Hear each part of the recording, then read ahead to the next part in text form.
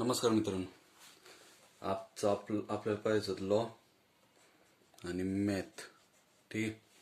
मॅथमध्ये आपण पाहिले होते सिरीज अँड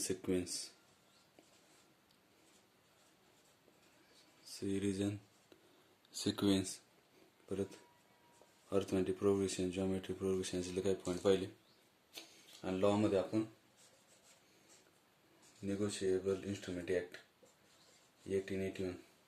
ठीक. आता मग याच्यामध्ये काही पॉईंट दिलेले आहेत, म्हणजे bill of exchange, check,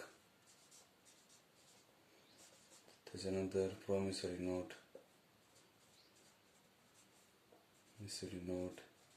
inland instrument, foreign instrument, असे बरेच पॉईंट याच्याविषयी काही माहिती दिलेली आहे.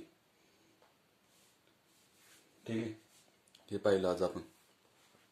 याचे काही क्वेश्चन पाहिले, म्हणजे थोडे कोणत्या प्रकारचे, थोडे वेगळ्या टॉपिकवर. आता उद्या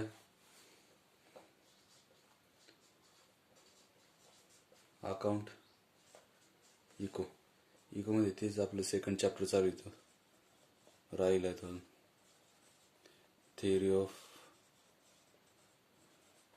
डिमांड अँड सप्लाय.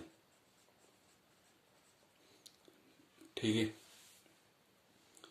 आणि परत मग अकाउंटमध्ये आपण याच्यानं पाहिलं होतं, BRS पाहिलं होतं, आहे ना. आता आपल्याला पाहायचं आहे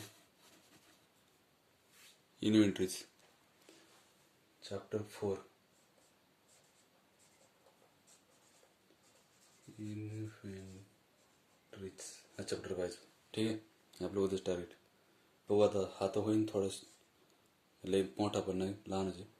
आता याच्यातले हे 2 राहिले अजून युनिट, अजून फर्स्ट युनिट राहिले आपण कम्प्लीट कर. बघू आता उद्या होतं आहे का नाही.